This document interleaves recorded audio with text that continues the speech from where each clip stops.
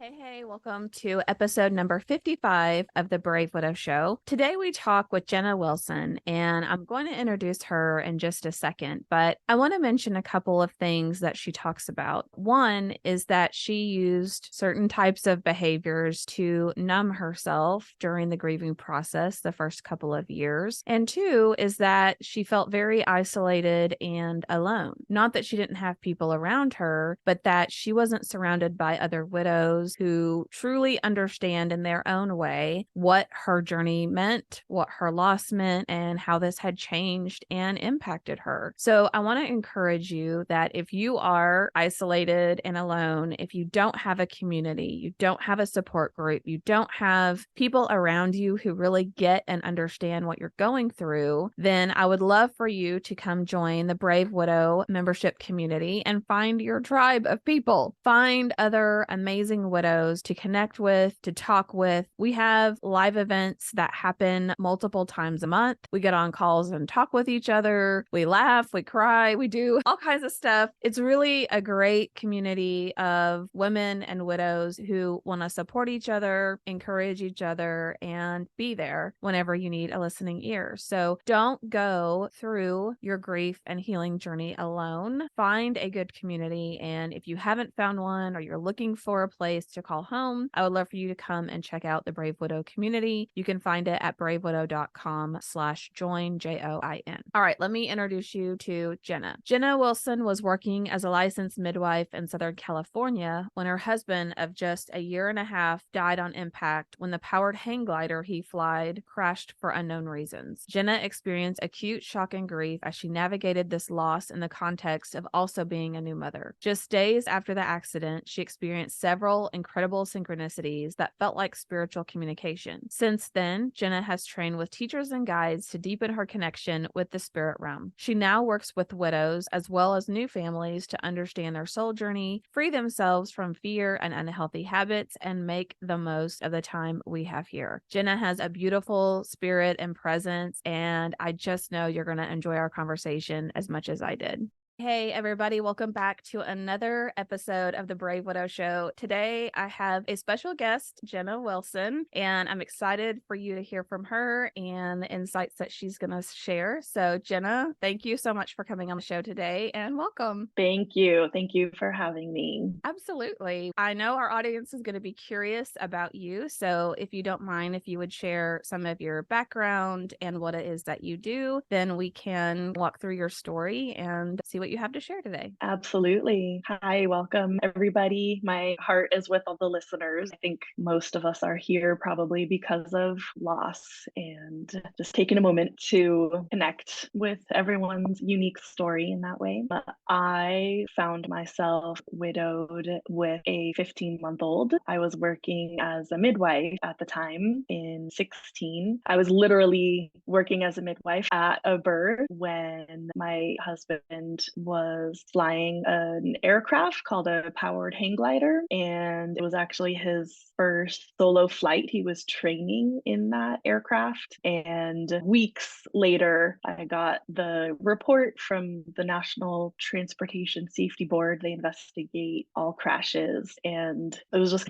something happened. 90% of airplane crashes are chalked up to pilot error, so I will never know exactly what happened. And that has to be, do you feel like that plays a role in your grief? Just not knowing exactly if it was an error or a freak thing just happened or. Absolutely. Yeah. It's less like on my mind now. It's been in just a few months. It'll be 7 years. So it's the acute kind of wondering and just that thing our human brains do of like trying to make sense of something. We want to know as much about it as we can. And so I definitely had a phase of my grief that was probably borderline manic, where I was doing my own investigation. There was these springs on the plane that break frequently, and I knew that he was like trying to get a spring replaced, and I had a broken one, and I was literally like trying to find out, did he go to Ace Hardware and buy one? And definitely had a big phase of trying to figure things out. There was also some people involved in building the plane and kind of training my husband that I at first we were all in the grief together, and these people were friends of my husband. And then there was a phase of they did something wrong, they're the bad guy, but nothing came from the investigation as far as there being an error in the way the plane was put together or anything like that. I was actually hoping for that. But again, the reason I can put it in this little compartment and understand it in this way. And I didn't get that. Yeah, I know there are some widows out there that really struggle with understanding exactly what happened, or maybe it was a hit and run, or maybe something else. That I think it helps for them to hear someone else that has had that as part of their journey and part of their struggle. But so you have a 15-month-old, you're in the middle of doing your job as a midwife, you get that, and then that had to just be incredibly overwhelming the next few months and maybe even year or two for you. Absolutely. Yeah, it was acute shock and grief. Many people listening have probably experienced that too. I got the call and it just was all consuming. And working as a midwife and having given birth, naturally, it felt like a physiological process. And actually, a couple hours after getting the call, I was surrounded by my midwives and said to one of them, I feel like I'm in labor. And she said, You are, honey, you are. And I think that actually was a really great kind of like measure or just analogy for me to understand the experience and know that there's waves, like help almost create a map for me of, okay, this is where I'm at a few months later. So I was lucky enough to get 4 months off of work and I'm grateful for that time because it's a pretty depressive time. It was winter and I just remember a lot of just sitting in my apartment, watching my 15-month-old just being a toddler and just trying to get through the next thing. It was like at the very beginning, it was like, okay, what's next? What's right in front of me? And when there wasn't anything scheduled, it was like this anxiety. What do I do with myself? And those long evenings with the toddler at home, just like my sights on bedtime. Okay, when does he go to bed so I can just let go a little bit? I did end up writing a lot. I am at this point, it's a passive experience of writing a book, but I'm working in waves on writing a book about my experience in those kind of like winter months right after the accident. I wrote and I just got through what was in front of me. And then when I did go back to work, it helped in like keeping things moving, but also a big part of just being with things got compartmentalized, honestly, for years. And I can go into that maybe in a moment. And did you feel like people were somewhat understanding when maybe you weren't fully engaged or able to focus, or just, I don't know if you found yourself a little apathetic? I hear that a lot from people, like it's just not the same desire anymore. Did you feel like you had good support there? I feel like the people around me understood. Yeah, I maybe could have understood myself even a little better and reached out. Like, I didn't have a lot of fellow widows around me for probably the first 2 years. I found out about a few resources, an organization called Camp Widow, which is really amazing. I actually went to that event probably 2 or 3 years after, and it was like this whole new world. Oh, other people who really understand. Because I had people around me who was like, oh yeah, Jenna's going through that thing, but they hadn't gone through it. And so the understanding was surface level. It was like compassion, but it wasn't true like sympathy and understanding. And I do wish that I had been able to weave in some more resources like that. Maybe even have found your podcast at that point. But that was also just, I think, kind of part of my personal process is going within and in processing internally. That's just something I think I tend to do. And again, just noticing the phases of that. What I wanted to say about the going back to work phase of that grief, because it was 4 months after the accident, I went back to work. I love my work. It was so fulfilling and rewarding. And also, excuse me, in itself, a grief trigger because it's these new families and like just in the like excitement and glow of welcoming a baby and these beautiful couples that I was working with. And I call that phase of my grief the where's my epidural phase. Because again, midwife brain, just really relating to the birth process as like that map. And that was probably the hardest part for me because it was raw, but just so physical discomfort. I remember feeling just like I just wanted to get out of my skin. And I did end up resorting to drinking wine quite a bit. Never interfered with work. I felt very, ethical in that way. But it went on. It was like 2 glasses most days of the week, which for a lot of people isn't considered that much. It stagnated things for me. One of my goals with my grief was to like keep things moving. That's what the writing was instrumental in for me, was just to like keep it moving. And I think in the big picture, I have done that, but there have been these phases where it's just not a lot of kind of like full body processing or moving. And the wine for me was like a tool of numbing and coping, but created some nation there. Yeah, I love that you are open enough to share that, because what I try to help people with is understanding that there are certain things that we do sometimes to distract from grief or to numb ourselves or suppress those emotions. But when you do that over the long term, those emotions and feelings that you suppress will manifest physically. So you talked about having physical pain and probably aches and discomfort. And I think that's such a wonderful example of how that happens and how easy it is. On the flip side, your writing, that was a wonderful thing for you to do and probably one of the most healing things that you could do. But I imagine those first couple of years were super lonely, especially until you started to find other widows and connect with other people and feel like, oh, okay, I'm not the only one this has happened to. And hopefully it gave you some sort of hope or ability to think that there might be a future for you again. But how long was it before you really started to feel that way? Okay,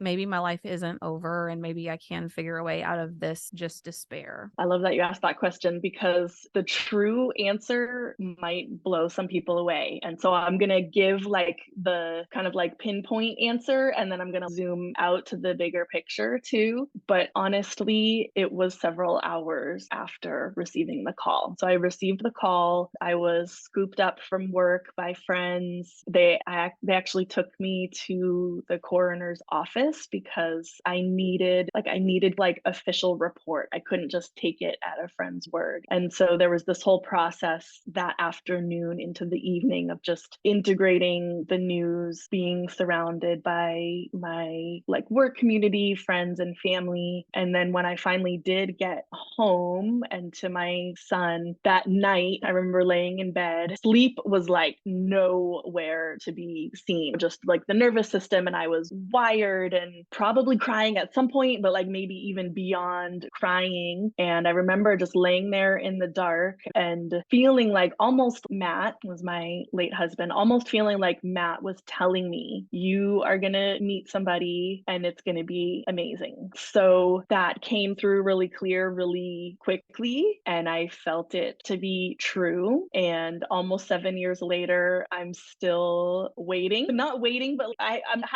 haven't gotten there yet. I have done some dating and definitely have felt kind of phases of my heart open and closed. But I think because I received that message so clearly and so early, it's been a thread of coping. In the darkest moments, I remember that and I felt that with me the whole time. And so that has been a lifeline, like almost that life ring of like, and it's just, okay, it's just something to grab onto, just enough to like move me forward to the next place where I feel like I can stand up and move. Yeah. And that I could see where over time that would feel very comforting. When you first felt that message from him, was your first thought like, no, I don't want anyone else? Or were you thinking like, Absolutely. okay, it's going to be okay. It's going to be okay. It was a mixture of both for sure. Yeah. Yeah. I've definitely, it wasn't just like, okay, great. Thanks, Matt. Sounds message received. Let's move on. It wasn't that by any means. But again, it's been like an undertone. But but the irreplaceability of who he was is still true. And yeah, just the unique constant connection that we had. We were only together for 3 years, but we moved quickly in. We moved in together 5 months after we met, and we were pregnant 6 months after that. And so we packed a lot into the 3 months, and it was very clear and aligned, and that's hard to find. Yeah, that really is. And it sounds Mhm. like you had a beautiful relationship together too, which is awesome. Yeah, it was. It was easy and humorous, and we weren't compatible in every subject, but we had both done a lot of work on ourselves. And so we were able to meet each other with maturity and compassion and kind of talk out the things that we needed to work on. Yeah, and that makes a huge difference to me. Communication and commitment more than just full compatibility and where things are always easy because you're always in sync. But so we talked some about how getting this feeling and this message from him has really been a lifeline for you over these past several years. And do you want to talk a little bit about what you do now and how you've really taken that and expanded on it and how you're helping other people? Absolutely. Yeah. So my background and just personality, I think, is really growth focused, like growth mind. And I have done some work with teachers and done some training in almost like intuitive coaching and really understanding people in having like a soul purpose in life. And I really shy away from oh, everything happens for a reason, because nobody wants to hear that when in Really? really any stage of grief. So it's not that I focus on, but it's more like, what is the opportunity in front of us? What are we being called to learn or grow into? There are choices in how we respond to the things that happen in our lives, and everyone makes the choice that they feel is available to them. And sometimes that's severe alcoholism, or excuse me, choices that may be challenging and create more challenges in life. And my goal is to work with people, and even if it's just little, I have a business coach that calls it like needle point shift. So even if it's just micro changes of, for me, one thing is, instead of waking up at first thing scrolling social media, it's like being a little more mindful in those first few moments of waking up and just tuning into my day. And okay, welcome day. How can I make the most of this day? What's my main kind of intention or goal or purpose of this day? So that's like on the micro, and then zooming out into the macro, helping people understand their experiences and making the most of it is one way to say it. Just really understanding and creating compassion for themselves, for the people in their lives. Loss and grief can potentially bring out the worst in people. And I hear stories of even complicated relationships with spouses. I had a little bit of that. I had a lot of that with my dad, who actually just passed a month ago. And so experiencing another type of loss and seeing how it's different but similar, and just so much comes up in these relationships. And then with people, and like the people in their lives around them, and how the people close to us respond to their own grief and to our grief. So my goal is to really create like a sacred space around people where they can be fully embodied in their experience, have some kind of healthy separation from other people's experiences around them, and have that movement and spaciousness and healthy expression of what they're feeling, so that they can move forward in life. And still, one of my kind of like email addresses and taglines is Widow of Wonder, because I still believe that that quality of wonder, and just like my son has really helped with that. Like, life is amazing. Yes, there's grief and there's tragedy and loss, and that doesn't have to be all of it. It can be all of it for a little while, like acute grief for sure. I experienced that, I know. And being able to keep things moving will still create space for that wonderment, for joy to take up a little more of life as you are able to process the grief a little more. I love that. And Widow of Wonder, like it's been a really interesting experience to try new things and to walk forward in life in that wonder and eyes wide open. A lot of times we just feel like a different person. Our identity has really changed. And a lot of times people will say they don't like doing things they used to do, or they're discovering new things they want to do. So I think it's just a beautiful way to describe that mindset and what that's like. And it sounds like a big cozy blanket. Like I'm going to create space for me and create a way where I'm not taking on how other people feel about things or carrying that burden, which is easy for us widows to do at times, is to take that on for people. And I'm sorry about your dad. I had lost my mom in March of this year. And I think you're right. Regardless of your relationship, I think it just brings up a lot of some of the same feelings and struggles that you had, or some mixed emotions there as you're trying to feel like, oh, I feel like I know how to process this grief and loss, but then it's still very different at the same time. It can be really complex and confusing, and a lot. And different types of loss, I feel like, are really different. And in a way, this loss was more expected and a little bit further out of my day-to-day fear. And so it wasn't as acute. When I lost my husband, that was like all I could do, and it was okay. It was like expected and anticipated that I wasn't going to be cooking. And I'm grateful to have had people around me. My dad actually was living on the same property as me and just stepped right in and washed all my dishes. And because it was so acute, I felt like I even had more space to just do it. And then with this type of loss, it's been more in the background, which has actually been harder because it's been a little more subtle. And like, why did I just binge watch these shows for hours? I should have been doing blah, blah, blah. And like, oh, I'm processing, and that kind of numbing, or just like the grief, it's like there in the background, but not as, hey, you have to feel this now. So I think there's pros and cons to both. But for me, I think just my personality, I'm a little bit of an extreme, I think, of, yeah, let's just do it, and then we'll move on and do something else. And so to just have it be niggling in the background has been a little bit more challenging. But I think because of just being in it for so long and familiar with grief, I've been able to recognize it and be like, oh yeah, okay, let's take a bath and actually cry. Yeah, I know. And I did do this for a little while, but I know a lot of people will schedule their grief. So maybe you're in a Right. meeting or you're at work and you're like, oh, I'm feeling it well up. I don't want to break down on this podcast. So I'm going to wait until later or another time where I know I'm going to take 15 minutes, put on the sad songs, pull out the pictures, be in my feelings. And then when that 15-20 minutes is up, putting it all back and moving forward. And that has really helped, I think, to allow a little bit of that compartmentalization while at the same time not having the same long-term effects of constantly suppressing it and never, like you said, just like letting it out, facing it head on and processing it. That's the only way to heal, is to process and deal with those things eventually. Exactly. So. Yeah.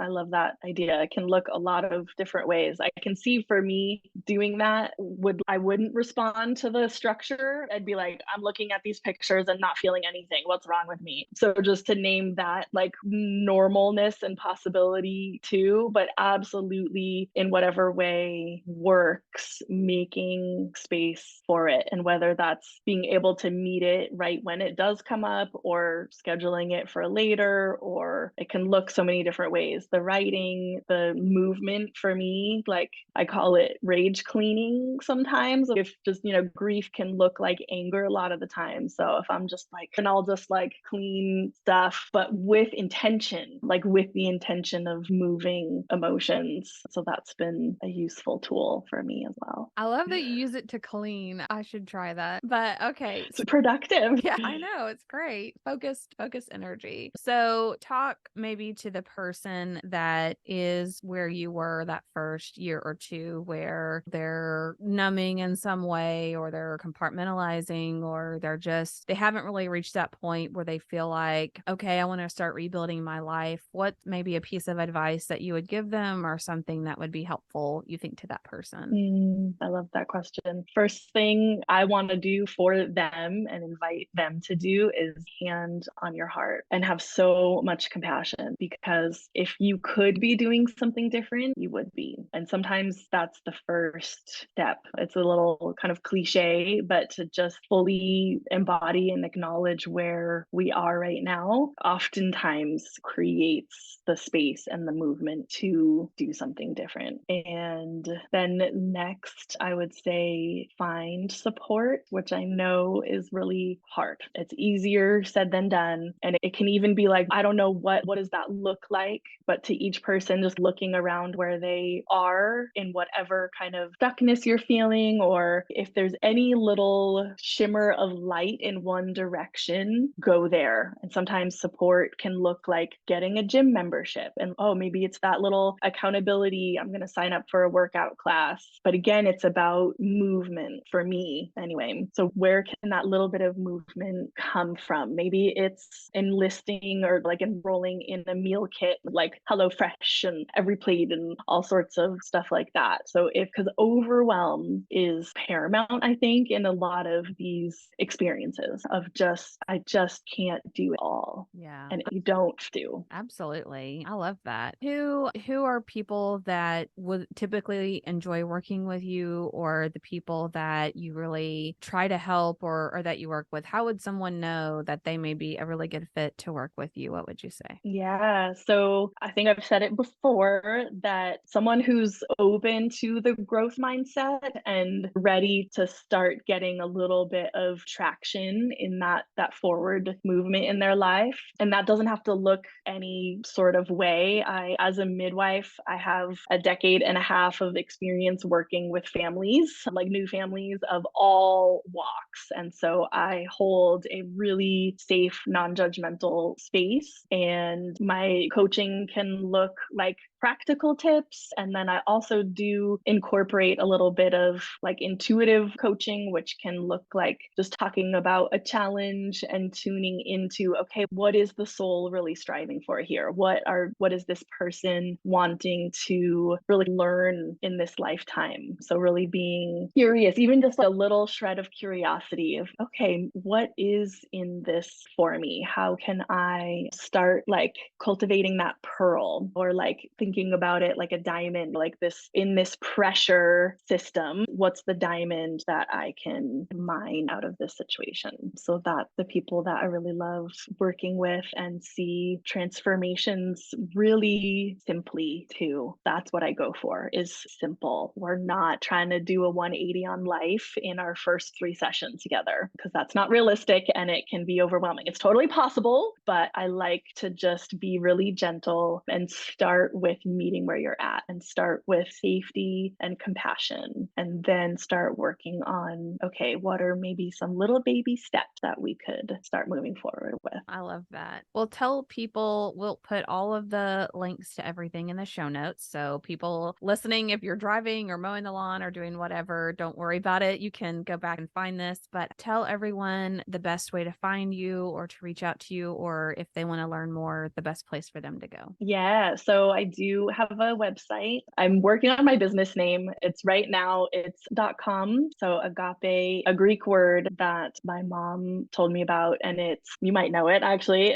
I understand it as like God's love for man, like unconditional love for humans. So unconditional love of the heart of each of you. And with that, we then, move forward in life. So .com, most of what's on there is going to be oriented towards new families, because I also am doing doula work and coaching for new families. But there's a button on there where you can book a session with me, as well as the links that you're going to have. So that would be a great place to start, is just book a free breakthrough session with me, and we get to know each other a little bit. We look at like your top challenge, and I really am passionate about, again, starting with those little baby steps. So trying to give you some practical tips and then just like intuitive understanding of what's happening. So that would be a good place to start. All right, great. Jenna, thank you so much for sharing your story and your insights with us today. I've really enjoyed having you on the show. It's been a pleasure chatting with you. Thank you so much, and much love to all the listeners.